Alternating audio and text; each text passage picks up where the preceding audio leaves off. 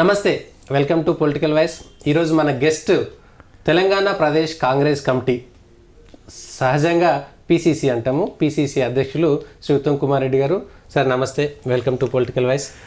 Hello Satish, firstly నువ్వు political voice పెట్టినందుకు నీకు అభినందనలు, శుభాకాంక్షలు. మరి తప్పనిసరిగా నీ జర్నలిస్ట్ కెరియర్లో ఇది ఒక పెద్ద మలుపు అని నేను అనుకుంటున్నాను. I wish all the very best to you and political voice. And definitely ఈరోజున్న సమాజంలో, మీడియాలో మీరు ఒక న్యూట్రల్ అండ్ ఫెయిర్ జర్నలిజం చేస్తే మీకు ప్రత్యేక గుర్తింపు వస్తుంది. ఆ విధంగా మీరు ముందుకు పోతారని చెప్పి నాకు సంపూర్ణ విశ్వాసం, నమ్మకం. Definitely sir, thank you for wishes. PCC ప్రెసిడెంట్గా రిజైన్ చేశారు, అంటే ఆ రిజిగ్నేషన్ కట్టుబడి ఉన్నారా? అంటే ఎలక్షన్స్ అయిపోయినాక ఇంకా కొద్దిగా ఉన్న పోస్ట్ పోన్ చేస్తారా? లేదు, నాగార్జున సాగర్ పోలింగ్ తర్వాత ఇమ్మీడియట్గా కొత్త పిసిసి ప్రెసిడెంట్ రాబోతున్నారు. సరే, నా టెన్యూర్ కూడా అయిపోయింది, నేను చాలా కాలం ఉన్నాను. కొన్ని విషయాలకు నేను బాధ్యత తీసుకొని కూడా రాజీనామా చేశాను.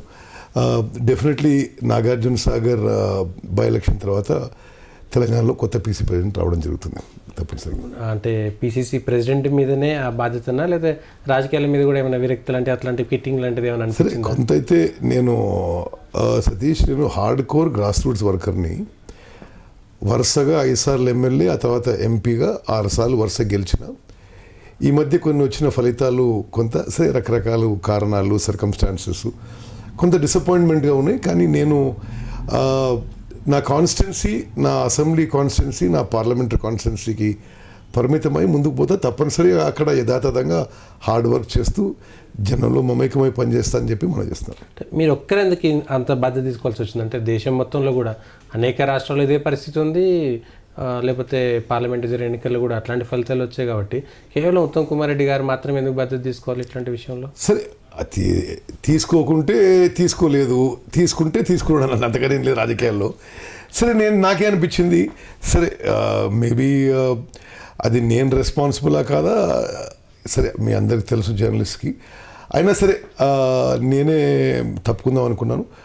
అతి త్వరలో, in fact April 17th Nagarjuna Sagar polling కాగానే కొత్త పిసిసి ప్రెసిడెంట్ వస్తారు. ఎవరు వచ్చినా సరే నా వరకు నేను కాంగ్రెస్ పార్టీకి, గాంధీ ఫ్యామిలీ కుటుంబం యొక్క నాయకత్వంలో హార్డ్ వర్క్ చేసి తెలంగాణలో కాంగ్రెస్ పార్టీ 2023లో గెలిపించే ప్రయత్నం, నా సర్వశక్తులు ప్రయత్నం చేస్తానని చెప్పి, that is my personal feeling. మీరు ఏమైనా ప్రపోజల్ ఇచ్చారంటే తెలంగాణలో వీలైతే బాగుంటుంది పిసిసి? నేను ఎవరి ప్రపోజల్ లేదు, ఎవరు వాళ్ళు అపాయింట్ చేసినా నాకు I have no objections, no personal ఇది. వాళ్ళు ఎవరు ఎట్లా చేసినా ఫైన్ అని చెప్పింది నేను. Okay sir. ఇది వస్తే ఎక్కడ అంటే కాంగ్రెస్ పార్టీలో జాయిన్ అవ్వాలనేటువంటి థాట్ కానీ ఎట్లా వచ్చింది మీకు? సతీష్, ఒకటైతే చెప్తా, నేను ఈ దేశ చరిత్రలో రాజకీయాల్లో ప్రత్యేకంగా డైరెక్ట్గా పాకిస్తాన్, చైనా సరిహద్దుల్లో భారతదేశానికి రక్షణ కోసం ప్రాణాలు సైతం ఫనంగా పెట్టి పోరాడిన సైనికుల్లో ఒకడిని నేను. అది చేసి రాజకీయాల్లోకి రావడం చాలా, అంటే ఉన్నారు ఇప్పుడు కూడా, రాజకీయాల్లో ఉన్నారు కొంతమంది, కానీ చాలా రేర్. మీ స్థాయికి ఎదగడం చాలా రేర్. పిసిసి ప్రెసిడెంట్ స్థాయికి ఎదగడం అయితే మొన్న పంజాబ్ చీఫ్ మినిస్టర్ గారు కలిశారు, ఆయన కెప్టెన్. ఆయన కూడా నేషనల్ డిఫెన్స్ అకాడమీ అని ఎన్డీఏ పూనా, ఆయన కూడా అక్కడి అలుమ్నాయి, నేను కూడా అక్కడ అలుమ్నాయి. సో కలిసి కొంతసేపు నాతోని ఆడ ఏఐసిసిలో మాట్లాడి ఉండే. ప్లస్ మేము ఈ బంగ్లాదేశ్ లిబరేషన్ వార్ 50th సెలబ్రేషన్స్కి ఒక కమిటీలో సభ్యులం. సో సరే మాట్లాడుకోవడం జరిగింది. నేను చాలా చిన్నగా ఉన్నప్పుడు, స్కూల్లో ఉన్నప్పుడు 1971 వార్ జరిగింది. భారతదేశం ఒక అద్భుతమైన విజయం సాధించింది యుద్ధంలో. అయితే అప్పుడు మా ప్రిన్సిపల్ చాలా గొప్ప లేడీ ఉండే. ఇప్పుడు మన మాజీ ఐఏఎస్ ఆఫీసర్ భాస్కర్ ఉండే కదా, భాస్కర్ వాళ్ళ అమ్మ, ఆమె మా ప్రిన్సిపల్, ఇంగ్లీష్ టీచర్ ఉండే, గ్రేట్ లేడీ. ఆమెకి ఎంత ఆలోచన చూడండి. 1971 వార్ తర్వాత మా స్కూల్లో వార్ గురించి ఒక ఫోటోగ్రాఫ్కి ఎగ్జిబిషన్ పెట్టించి యుద్ధంలో ఫైట్ చేసిన సోల్జర్స్ని, కొంతమంది తెలుగు వాళ్ళని యూనిఫామ్లో స్కూల్కి పిలిచింది. సో వాళ్ళు స్పీచ్లు ఇచ్చి యుద్ధంలో వాళ్ళ ఎక్స్పీరియన్సెస్, ఆ ఫోటో ఎగ్జిబిషన్ అంతా చూసి చాలా చిన్న వయసు అప్పుడు. So we are also influenced by that. 6th class అనుకుంటప్పుడు అని మనం కూడా ఇట్లా పేట్రియాటిక్ దేశభక్తి ఉన్న విషయాల్లో దేశానికి సేవ చేయాలనే ఒక ఆలోచన, ఒక విజన్ అట్లా వచ్చింది. సో నేను 10th తర్వాతనే ఎన్డీఏ ఎంట్రన్స్ రాసిన. అంటే 10th కూడా సిబిఎస్ఈ 10th నేను all India merit holder. All India UPSC exam for ఎన్డీఏలో కూడా నేను all India merit holder. So అప్పుడు నేను ఎన్డీఏలో సెలెక్ట్ అయ్యి జాయిన్ అయినా. ఒక మీకు ఆసక్తికర విషయం ఏంటంటే, నేను ఒక వివేక్ చౌదరి అని నా స్కూల్లో క్లాస్మేటు, ఇక్కడ హైదరాబాద్ నుంచే. ఆయన ఇప్పుడు ఇండియాకి ఎయిర్ చీఫ్ కాబోతున్నాడు. నా స్కూల్ క్లాస్మేటు, నా బ్యాచ్మేటు, అంటే మేము సమానంగా ఎయిర్ ఫోర్స్లో MiG-21, MiG-20 విమానాలు కూడా ఫ్లై చేసినాం. ఆయన ఒక 2-3 నెలల్లో ఇప్పుడు ఆయన వెస్టర్న్ ఎయిర్ కమాండ్, పాకిస్తాన్ బార్డర్కి అంతే ఆయన కమాండర్ ఇన్ చీఫ్. నెక్స్ట్ భారతదేశానికి ఎయిర్ చీఫ్ అవుతాడు. సరే, నా గురించి వస్తే నేను 16. మీరు సిబిఎస్ఈ అంటున్నారు, మీరు ఊర్లో చదువుకోలేరా మీ పుట్టినూరులో? అంటే చాలా ముందు, తర్వాత మా ఫాదర్కి బిహెచ్ఎల్లో జాబ్ వచ్చింది, బిహెచ్ఎల్ రామచంద్రపురంలో. మా ఫాదర్ ఇంజనీరు. వారు బిహెచ్ఎల్లో జాబ్ చేస్తుంటే బిహెచ్ఎల్ హైయర్ సెకండరీ స్కూల్ అని కేంద్రీయ విద్యాలయ ప్యాటర్న్ మీద సిబిఎస్ఈ ప్యాటర్న్ ఎంప్లాయీస్ పిల్లల కోసం పెట్టినరు. వెరీ గుడ్ స్కూల్, అంటే ఆల్మోస్ట్ 0 ఫీజుతోని. అక్కడ మేము మా క్లాస్ నుంచి ఆల్ ఇండియా మెరిట్ నుంచి 2-3 ఉండేవాళ్ళం ఎప్పుడు 10th, 12th. అయితే నేను స్కూల్లో 11th తర్వాతనే నేను ఇండియాకి పోయినా. చాలా 16.5. ఓకే, ఆ వయసులోనే నేను ఎన్డీఏలో చేరాను.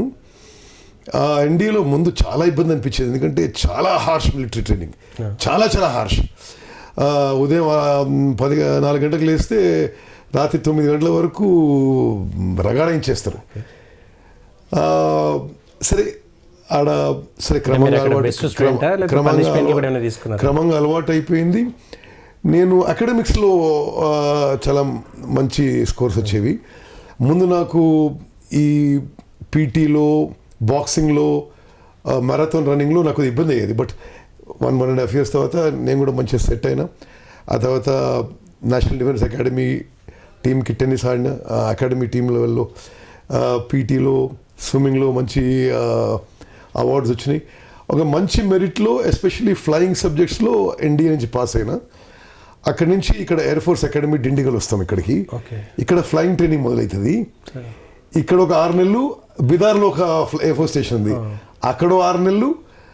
అక్కడ కూడా నాది మెరిట్ చాలా హైలో ఉంది, 1st, 2nd. దెన్ హకీంపేట్లో, దాని తర్వాత ఈ ఎయిర్ ఫోర్స్లో పైలట్స్ని ఫైటర్ పైలట్స్గా, ట్రాన్స్పోర్ట్ పైలట్స్గా, హెలికాప్టర్ పైలట్స్గా విభజించేస్తారు. ఒకటి ఎన్డీఏ తర్వాత ఆర్మీ, నేవీ, ఎయిర్ ఫోర్స్గా విభజిస్తారు. ఎయిర్ ఫోర్స్ వచ్చిన తర్వాత మెరిట్ మీద ఫైటర్ పైలట్స్, ట్రాన్స్పోర్ట్ అంటే ఇప్పుడు మనం ఢిల్లీ, బాంబే పోయే విమానాలు, ఆ తర్వాత హెలికాప్టర్ పైలట్స్.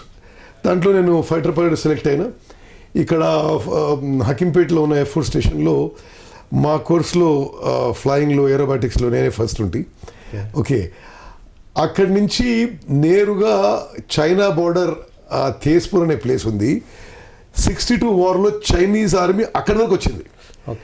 సో ఫ్యూచర్లో అది కాకూడదని బ్రహ్మపుత్ర నది ఒడ్డున ఈ ఎయిర్ ఫోర్స్ స్టేషన్ ఒక అడవిలో ఎస్టాబ్లిష్ చేసిండ్రు. అక్కడ MiG-21 విమానం నడిపారు. అంటే MiG-21 ట్రైనింగ్ బేస్, అది ఫైటర్ బేస్.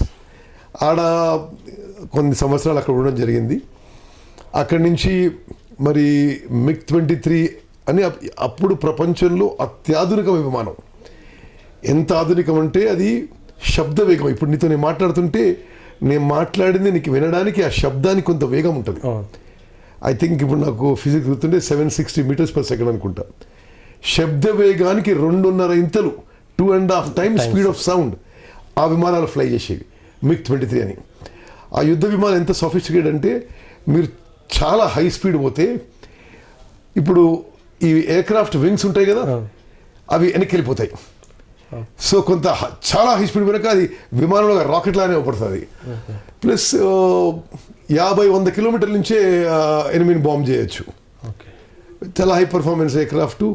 ఆ MiG-23 పైలట్గా సియాచిన్ గ్లేషియర్లో చేశాను. చాలా సంవత్సరాలు కాశ్మీర్లో చేశాను,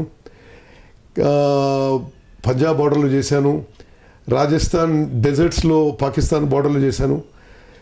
చాలా సంవత్సరాలు అయిన తర్వాత నాకు MiG-23 విమానాలు నడుపుతున్నప్పుడు ఒక యాక్సిడెంట్ కూడా అయింది. యాక్సిడెంట్ అంటే ఎయిర్క్రాఫ్ట్ సింగిల్ పైలట్, అది ఆ విమానం గాల్లో పేలిపోయింది. ఓకే, సరే ఏ కారణం కావచ్చు, టెక్నికల్ ఉండొచ్చు, లేకపోతే బార్డర్కి చాలా దగ్గర వేరే ఏమైనా జరిగి ఉండొచ్చు. అయితే అప్పుడు నేను చాలా మిరాక్యులస్గా పారాషూట్తో ఎస్కేప్ అయినా. ఓకే, సరే ఆ యాక్సిడెంట్లో నాకు నా స్పైన్ ఇరిగింది, ప్లస్ నాకు ఒక నీ అప్పుడు బ్రేక్ అయింది, ప్లస్ 30% బాడీ కూడా బాగా కాలి ఉండే.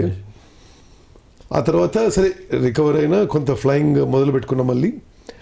అప్పుడు ఎయిర్ చీఫ్ ఏమంటే, నువ్వు కొంత సరే మీకు ఇంకా ప్రెస్టీజియస్ పోస్టింగ్ ఇస్తాం, కొన్నేళ్ళు అక్కడ చేసిరండి అని. అప్పుడు భారత రాష్ట్రపతి దగ్గర డెప్యుటేషన్ పంపించారు, కొత్త పోస్టింగ్. అంటే రాష్ట్రపతి భవన్ ఢిల్లీలో అప్పుడు భారత రాష్ట్రపతి ఆర్ వెంకటరామన్, ఆ తర్వాత శంకర్ దయాళ్ శర్మ, వాళ్ళు ఇద్దరితో ఉన్నాను. నేను 6.5 సంవత్సరాలు ఉన్నాను రాష్ట్రపతి భవన్. అయితే నేను అక్కడ ఏడీసీగా ఉన్నాను, కంట్రోలర్గా ఉన్నాను. కొంత అడ్మినిస్ట్రేషను, ప్రోటోకాల్, అపాయింట్మెంట్స్, ప్రెసిడెంట్ గారిని అకంపెనీ చేయడం అన్ని చోట్ల,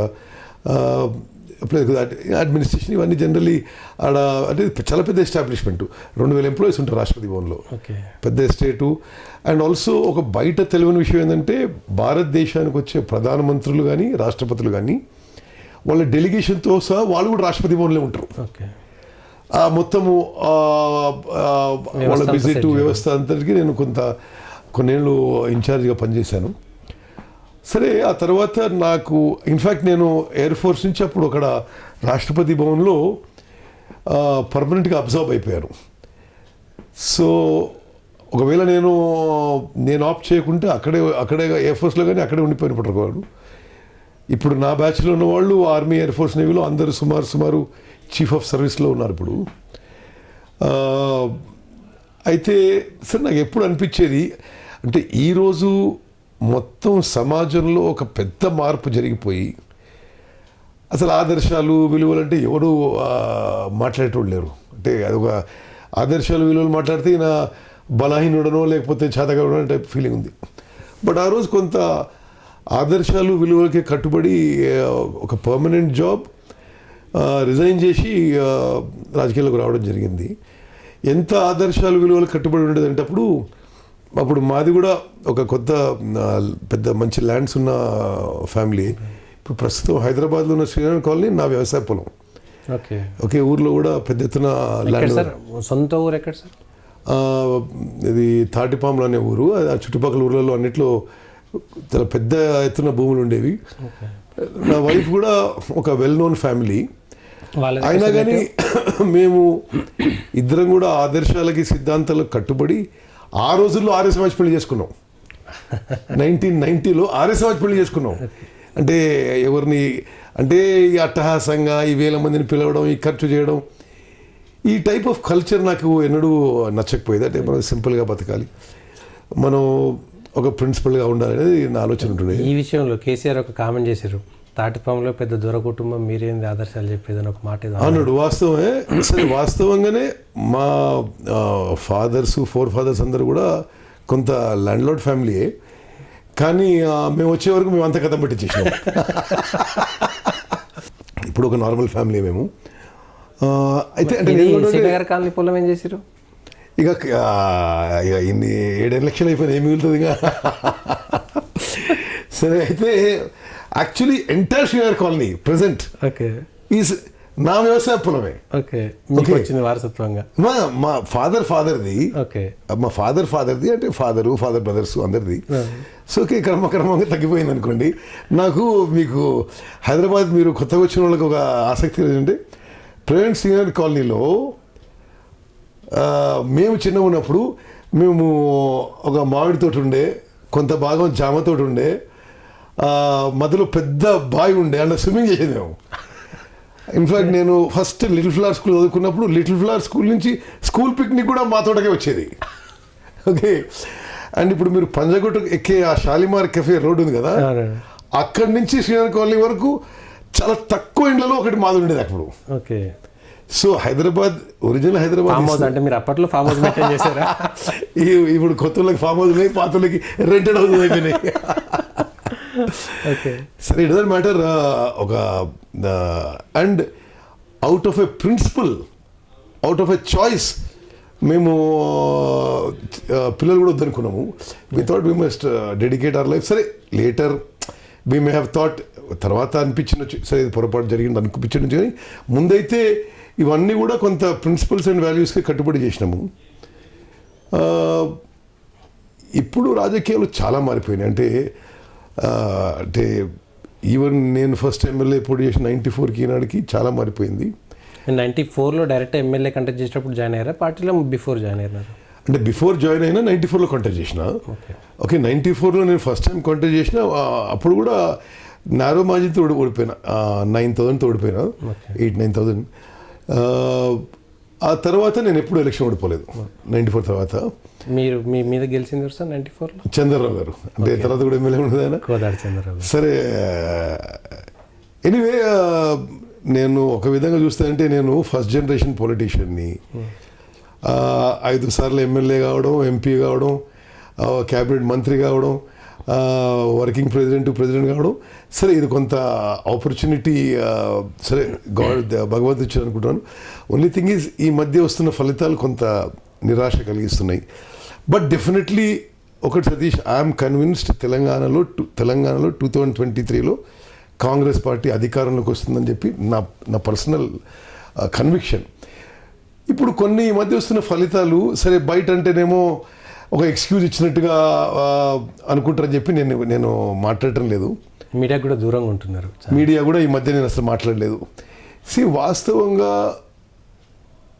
ఇప్పుడున్న ముఖ్యమంత్రి తెలంగాణకి చేసిన పెద్ద న్యాయం ఏంటంటే రాజకీయాలని భ్రష్టు పట్టించిన దాంట్లో ఆయన ప్రధాన పాత్ర. చెప్తాను ఎగ్జాంపుల్. ఉదాహరణకి ఆయన ఆయన ముఖ్యమంత్రి కాకముందే నేను 99, 2004, 2009, 2014 4 సార్లు ఎమ్మెల్యే అయినా. ఏనాడు కూడా రాజకీయము ఎలక్షన్స్ ఇంత డబ్బులతో ప్రభావితం కాలేదు ఇంతగానో ఇప్పుడున్నట్టు.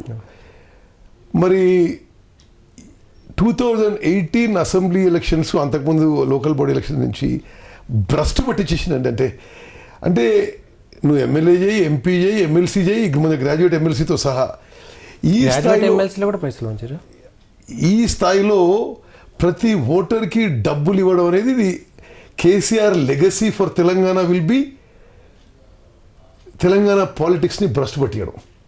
ఓకే, అండ్ కొంత బాధతో అనాలి. అంటే ఇదివరకు మనీ ప్రభావం లేదా అంటే చాలా తక్కువ ఉండేది. ఇప్పుడు మనీ ప్రభావం పాలిటిక్స్లో ఎక్కువైపోయింది. మొదలుపెట్టింది 99లో మీ మిత్రులు చంద్రబాబు నాయుడు గారు అనేది బాగా చెప్తారు. నేను చెప్తున్నా కదా, ఇప్పుడు మీరు ఉండొచ్చు కానీ నేనే చెప్తున్నా, నేను 99లో 2004లో ఎమ్మెల్యేగా పోటీ చేసి గెలిచినప్పుడు ₹1 కూడా ఖర్చు పెట్టకపోయింది. ఓకే, అంటే కార్యకర్తలకు ఎక్కడ వాళ్ళే ప్యాంప్లెట్స్ వేసుకోవడం, జీపులు పెట్టుకోవడం, పోస్టులు పెట్టుకోవడం చేసేది. తర్వాత కొద్దిగా వచ్చింది. బట్ ఇప్పుడు తెలంగాణ పాలిటిక్స్ డబ్బుల మీద పూర్తిగా దాంతో కలుషితం కావడం, దానికి కేసీఆర్ గారి బాధ్యత. అంటే ఇది legacy of KCR will be that Telangana politics ఇంత కమర్షియలైజ్ చేయడం. ఇదివరకు అసలు పార్టీ మారడం అనేది చాలా తక్కువ ఉంటుండే. నేను కోదాడ ఎమ్మెల్యే ఉన్నప్పుడు కాంగ్రెస్కి, కమ్యూనిస్టులకి, కాంగ్రెస్కి తెలుగుదేశం పార్టీ హత్యలు జరిగినా, ఇల్లు తగలబెట్టుకున్నా, మామిడి తోటలు నరికినా ఎవరు పార్టీకి మారకపోయేవాళ్ళు. ఇట్లా పూర్తిగా కమర్షియలైజ్ చేసి అన్ని స్థాయిలో బెదిరించో, ప్రలోభపెట్టో, కొనుక్కొని చేసింది ఇప్పుడున్న టీఆర్ఎస్ పార్టీ ముఖ్యమంత్రి కేసీఆర్. ఇంతకుముందు ఎప్పుడు లేదు. సైకిల్ ఆఫ్ పచ్చి అబద్ధాలు, బోగస్ మాటలు. కానీ ఈ సైకిల్ తిరిగి ఇది ఆయనకు కూడా ఉన్నాడు చుట్టుకుంటున్న విషయం కూడా గుర్తు చేస్తున్నా. అంటే ఈ విధంగా ఎన్నడూ మేము చూడలే ప్రభుత్వ వ్యవస్థని మిస్యూజ్ చేసుకోవడం. మరి మొన్న ఎమ్మెల్సీ ఎలక్షన్స్కి ఉదాహరణకి నల్గొండ, వరంగల్, ఖమ్మంకి 5 లక్షల ఓటర్లకి ప్రతి ఓటర్కి ₹1000 ఇచ్చిండ్రు. అండ్ కొంతమందికి ఛార్జీల కింద 500 రూపాయలు ఇచ్చారు అంటే నీకు 60-70 కోట్ల లెక్క పడుతుంది అది డైరెక్ట్గా. ఒక గ్రాడ్యుయేట్ ఎమ్మెల్సీలో ఈ స్థాయిలో డబ్బులు పంచిపెట్టి ఎమ్మెల్సీ కావడం, దానివల్ల మళ్ళీ దాంతో ఇంకా సంపాదించుకోవడం, ఇది సిస్టమ్ డిస్ట్రాయ్ చేసినట్టే. ఇది నేను ఒకటి చెప్తున్నా, having seen nature, having seen politics internationally, ఇట్లా చేసినోడు మళ్ళీ దీనికే బలైపోతారు ఏదో టైంకి. ఇప్పుడు ఉదాహరణకి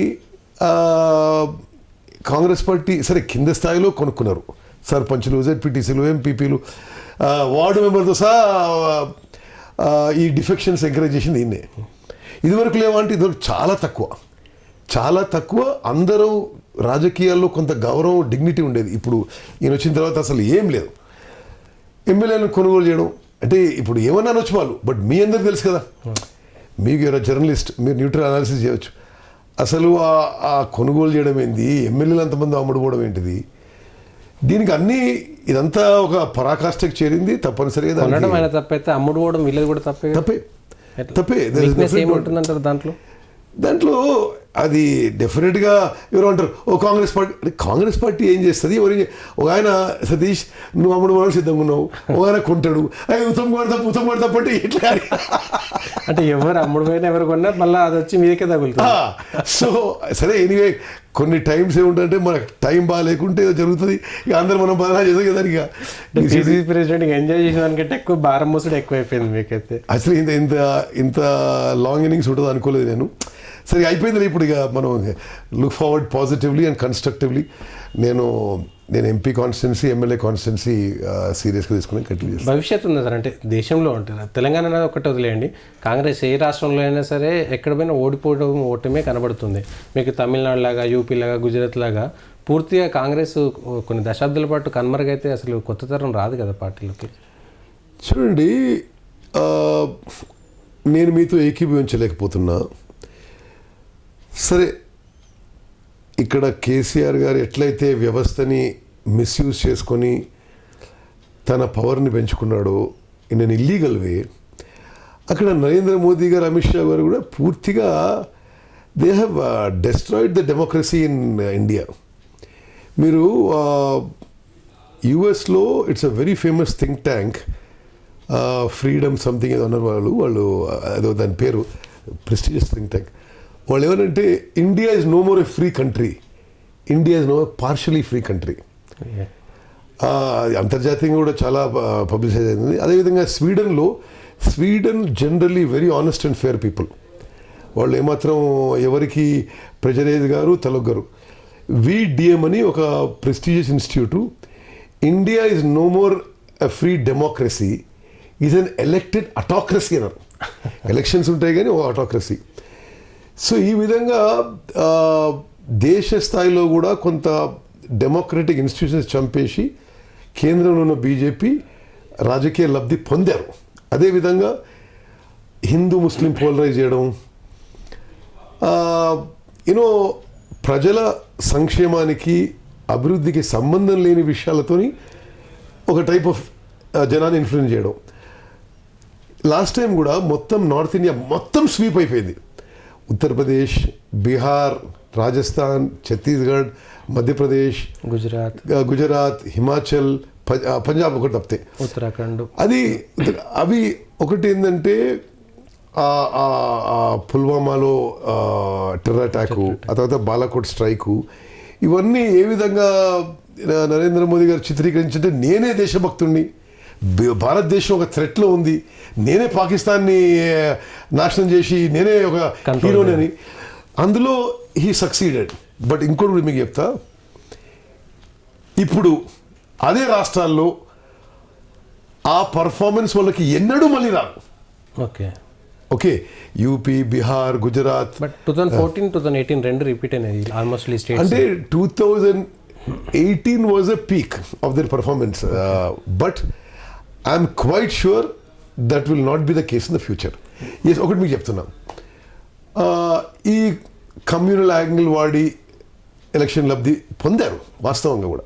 ఓకే, అదేవిధంగా ఒక టైప్ ఆఫ్ కాంగ్రెస్ మీద రాంగ్ ప్రొపగండా, మా లీడర్షిప్ మీద రాంగ్ ప్రొపగండా, వాళ్ళేదో రైట్ అన్నట్టు వీళ్ళేదో రాంగ్ అన్నట్టు, ఇది టోటలీ రాంగ్.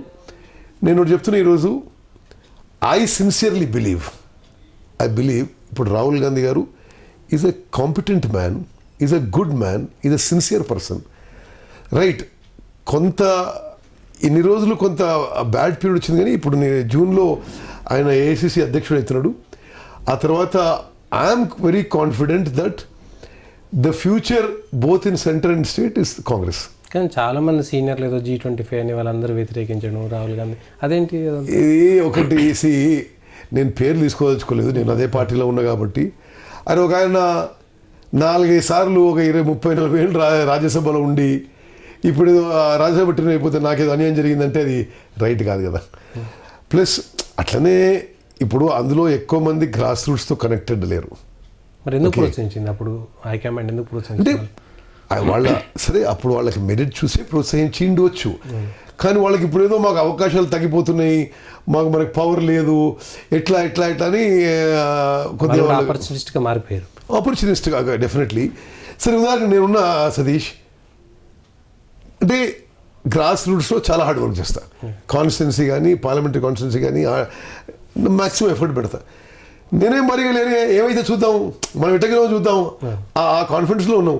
ఇప్పుడు నువ్వు గ్రాస్ రూట్స్లో పని చేయకుండా ఉండి కాంగ్రెస్ పార్టీలో ఎంజాయ్ చేసి ఇప్పుడు ఏదో విమర్శించడం తప్పు కదా. ఓకే, సో అది పెద్ద థ్రెట్ ఏం కాదు. ఐఎమ్ ఆల్సో కాన్ఫిడెంట్ దట్ దేశంలో కూడా మీరు చూస్తారు, నేను ఇప్పుడు ఈ ఎలక్షన్ చెప్తున్న విషయం, నేను ఇప్పుడు జరుగుతున్న ఎలక్షన్స్ 5 రాష్ట్రాలు, Tamil Nadu DMK Congress alliance will come to power. Okay, confidently 100%, not even any doubt. Kerala despite ఈ రిపోర్ట్స్ ఏమొచ్చినా Congress will come to power. UDF still అంటే డెఫినెట్లీ వస్తుంది నా అభిప్రాయం. దెన్ అస్సాం ఇప్పుడు మీరు యాజ్ ఫర్ మేము ఇంత గొప్పలు అనుకొని అమిత్ షా నరేంద్ర మోదీ తిరుగుతున్నా, అస్సాంలో కూడా మీరు రిజల్ట్ చూడండి. దాన్ని ఏమంటారు, పోల్ సర్వే నెక్ అండ్ నెగ్గా ఉంది ఆడ ఒక అస్సాంలో. ఓకే, వెస్ట్ బెంగాల్లో కూడా యాంటీ బీజేపీ వస్తుంది, మీరు మమతా బెనర్జీ వస్తుంది. ఎక్కడ వాళ్ళు బీజేపీ స్కోర్ అవుతున్నట్టు వాస్తవం ఎక్కడ లేదు. అండ్ యూపీ, బీహార్, రాజస్థాన్, ఎక్కడైతే మధ్యప్రదేశ్, ఎక్కడైతే వాళ్ళు చాలా సీట్లు పోయినసారి వాళ్ళకి వచ్చినాయో 150 సీట్లు, ఆ రాష్ట్రాల్లో డెఫినెట్గా ఈ ఫార్మర్స్ చట్టాలని ఇవన్నీ ఇంపాక్ట్ ఉంటుంది. On the whole Narendra Modi గారు, అమిత్ షా గారు ఏ విధంగా అయితే ఈ దేశంలో ప్రజాస్వామ్య వ్యవస్థని నాశనం చేసినారు, they will pay the price. ఈ దేశంలో అందరూ మనం ఏదో వీళ్ళకి ఎవరికేం తెలియదు, మాకే తెలివితేటలు ప్రవర్తిస్తే అది definitely they'll B.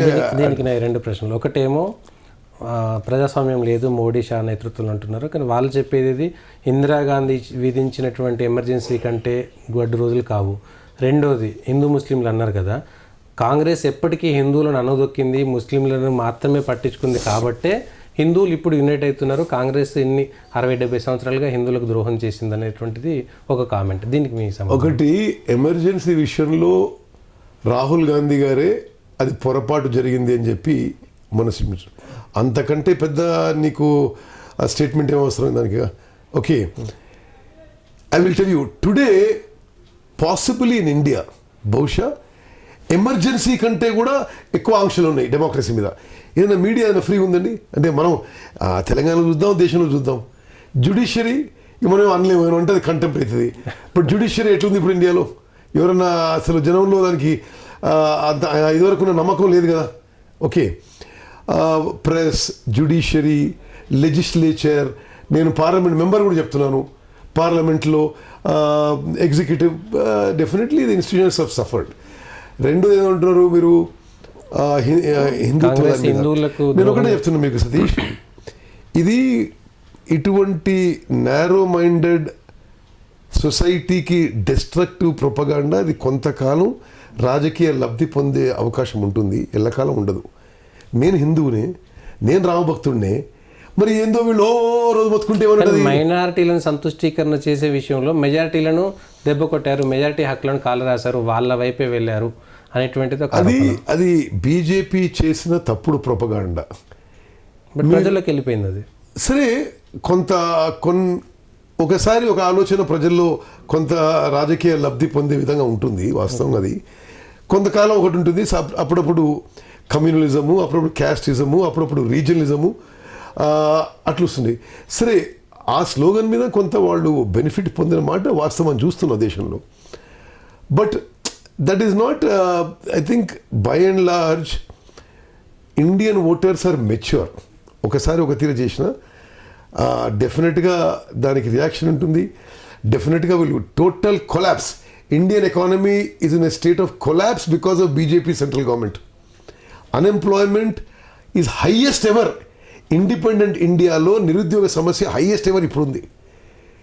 And Covid హ్యాండ్లింగ్లో ఎంత ఫెయిల్ అయ్యారండి.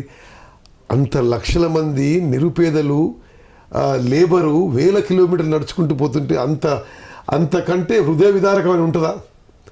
4 hours పీరియడ్లో లాకౌట్ డిక్లేర్ చేసి ఈ దేశంలో కోట్ల మంది ఇబ్బంది పెట్టారు కదా. కానీ దానివల్లనే జనాల కనీసం వ్యాప్తి జరగలేదు కరోనా. అరే ఇప్పుడు నీకు 4 గంటల బదులు నీకు 2 రోజులు టైం ఇచ్చి లాకౌట్ డిక్లేర్ చేస్తే, లాక్డౌన్ డిక్లేర్ చేస్తే ఏం ఫరక్ పడుతుంది? ఎంతో కొంత నీకు ఐ మీన్ గవర్నమెంట్కి ఆ రెస్పాన్సిబిలిటీ లేదా? అంటే ఆ విజువల్స్ అది వేల కిలోమీటర్లు నడుచుకుంటూ పోతుండ్రు ఎండల్లో, అంటే అది ఎవరి ఫెయిలియర్? అది డెఫినెట్లీ ఇంకా ఢిల్లీలో అంటే చాలా వరకు కొంత ఢిల్లీ రిపోర్టర్స్ కానీ అక్కడ మీడియా కానీ చెప్పడం, అరవింద్ కేజ్రీవాల్ కావాలని మోదీ ఇమేజ్ను తగ్గించడం కోసం దీని వెనుక ఉండి అందరినీ ఢిల్లీ నుంచి బయటికి పంపించేసాడు, ఒక ప్రాపగండా చేసేది. నాకు సరే మీరు చెప్తున్న విషయం నాకు తెలియదు కానీ ఒక భారత ప్రధానిగా దేశంలో weakest of the week, poorest of the poor, అత్యంత నిరుపేద వాళ్ళు, మరి రెక్కాడితే డొక్కాడిన వాళ్ళు, నువ్వు 4 గంటల్లో లాకౌట్ విధించి ఒక ఇన్సెక్యూరిటీ క్రియేట్ చేస్తే అది ఒక భారత ప్రధానికి ఇది తగదని చెప్పాలి. 130 కోట్ల మంది ఉన్నటువంటి భారతదేశంలోనే తక్కువ కేసులు నమోదైనాయి, తక్కువ కరోనా చావులు నమోదైనాయి. ఇది ప్లస్ ఆత్మనిర్భర్ భారత్ లాంటివి ప్రకటించడం అనేది కూడా గొప్పదన్నారు కదా. ఏంది ఆత్మనిర్భర్ ప్యాకేజ్? వాళ్ళందరూ జనాన్ని ఫూల్ చేయడం తప్పితే మరొకటి కాదు. ఐ విల్ టెల్ యూ, ఈ తక్కువ కేసులు ఉండేది అనేది నాట్ జస్ట్ ఇండియా, ఓకే,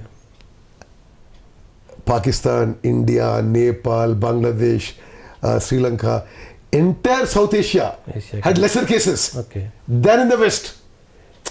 ఇది ఒక ఇది ఫ్యాక్ట్ గ్రౌండ్లో. ఎందుకు జరిగిండొచ్చు? మన ఇమ్యూనిటీ ఎక్కువ ఉందా, లేకపోతే మన బాడీ రెసిస్టెన్స్ ఎక్కువ ఉందా అని చెప్పలేను, కానీ ఎంటైర్ సౌత్ ఏషియా మీరు స్పెయిన్, ఇంగ్లాండ్, ఫ్రాన్సు, యుఎస్ ఇవన్నీ కంపేర్ చేసుకుంటే చాలా తక్కువ జరిగింది. మనం ఏమన్నా అంతగానో ప్రికాషన్ తీసుకున్నాం అయింది. ఓకే, న్యాచురల్గా ఉందంటారు. I think there is something in nature and in the body it self that prevented it. ఇప్పుడు రాసుంటాడు, నేను మొత్తం సంవత్సరం పాటు తిరిగినా, ఓకే, అన్ని ఎలక్షన్లు తిరిగినావు, చాలామంది దగ్గర నుంచి తిరిగాను. So it's also body type. ఇంకొక క్వశ్చన్, సరే మీరు ఎట్లా చెప్తారండి ఇది? దుబ్బాక జిహెచ్ఎంసీ 2014, ఇది కూడా కాదు, 2014లో తెలంగాణ ఇచ్చినటువంటి కాంగ్రెస్ అని చెప్పుకొని కాంగ్రెస్లో ఉన్నటువంటి కొందరు కొట్లాట వల్లనే ఓడిపోయింది అనేది ఒక వాదన. దాన్ని ఎంతవరకు ఎక్కువిస్తారు? సతీష్ ఒకటే చెప్తా, నేను 14ది నేనేమంటారు అంటే కొన్ని సర్కమ్స్టాన్సెస్లో రాజకీయాలు విధంగా ముందు జరుగుతాయి, కానీ ఇట్లా జరిగింది కాబట్టి ఫ్యూచర్ బ్లీక్ అనేది నేను నమ్మను. Okay, I have confidence in the Congress party. Telangana రాష్ట్రంలో 12,500 గ్రామ పంచాయతీల్లో ఈ రోజుకు కూడా ఒక వీర పోరాటం చేస్తున్న కాంగ్రెస్ సైనికులు ఉన్నారు. 12,500 గ్రామ పంచాయతీలు ఉన్నారు, 140 మున్సిపాలిటీలు ఉన్నారు. ఇది మర్చిపోదాం, ఇది వెనకది ఊకే మాట్లాడుకొని తవ్వుకొని బాధపడడం వేస్ట్. ఫ్యూచర్ ఇస్ బ్రైట్, తప్పనిసరి హార్డ్ వర్క్ చేస్తాం, అందరం కలిసికట్టు ముందుకు పోతాం, 2023 గెలుస్తాం. నాగార్జున సాగర్తో గెలుపుతో తెలంగాణలో రాజకీయాలు మారబోతున్నాయి. సాగర్లో అక్కడ ఉన్నటువంటి ఉద్దండ పండితులు, ఉద్దండ లీడర్స్ అంతా అక్కడ ఉన్నారు. మీకు అందరూ ఒక్క తాటి మీద ఉంటారు ఇప్పుడు? 100%. మీకు ఇప్పుడు మీడియా సృష్టి కానీ ఓకే, ఇదంతా మీరు మీడియా సృష్టించేది. మాలో ఇప్పుడు డిఫరెన్సెస్ ఉన్నాయి సతీష్. ఓకే, సరే, మేము ఒక ఫ్యామిలీ పార్టీ కాదు కదా. అంటే కేసీఆర్ మీద అయిష్టంగా ఉన్నా, కేటీఆర్ మీద ఇష్టం లేకున్నా ఏ మంత్రి ఏ ఎమ్మెల్యే నోరు మెదపడు. ఓకే, అట్లా కాదు కదా నేషనల్ పార్టీస్లో. సో కొంత స్వేచ్ఛ ఉంటుంది, కొంత మాట్లాడే విషయాలు ఉంటాయి. ఇది బట్ దెర్ ఈస్ నో ఇంత serious difference that as different opinions ఉంటాయి, but any major issue we are all together, will work together. ఇక ఇప్పుడు నాకు మీరు జానారెడ్డి గారు గెలుస్తున్నటువంటి నమ్మకం. ఇప్పుడు ఒకటి మీరు గుర్తుపెట్టుకోవాలి, జానారెడ్డి మీరే చెప్పారు టీఆర్ఎస్ చాలా డబ్బులు వంచుతుంది. అవును, ఎంత వంచినా నాగార్జునసాగర్లో పనిచేయమని చెప్పి నా అభిప్రాయం. ఎందుకంటే జానారెడ్డి గారు ఒక కాంగ్రెస్ పార్టీలో కాదు, తెలంగాణ రాష్ట్రంలో, ఒక దేశంలో ఒక స్పెషల్ పర్సనాలిటీ. ఓకే, ఒకసారి సమితి ప్రెసిడెంట్ ఎలక్ట్ అయ్యి డైరెక్ట్ ఎలక్షన్స్లో 7 సార్లు ఎమ్మెల్యేగా ఎన్నికై 17 ఏళ్ళు క్యాబినెట్ మంత్రి ఉండి 5 ఏళ్ళు సిఎల్పి లీడర్గా ఉండి ఒక విశిష్టమైన వ్యక్తిత్వం ఉన్నవాళ్ళు, ఒక మచ్చలేని క్యారెక్టర్ ఉన్న మనిషి, ఒక పెద్ద మనిషిగా అందరూ గౌరవిస్తారు. తప్పనిసరిగా నాగార్జునసాగర్లో సునాయాసం గెలుస్తారని చెప్పి నా అభిప్రాయం. థ్యాంక్ యూ సార్, మీ విలువైన సమయాన్ని మాకు ఇచ్చినందుకు ధన్యవాదాలు. Thank you Satish. మీ పొలిటికల్ వాయిస్కి all the very best. Good luck. God bless.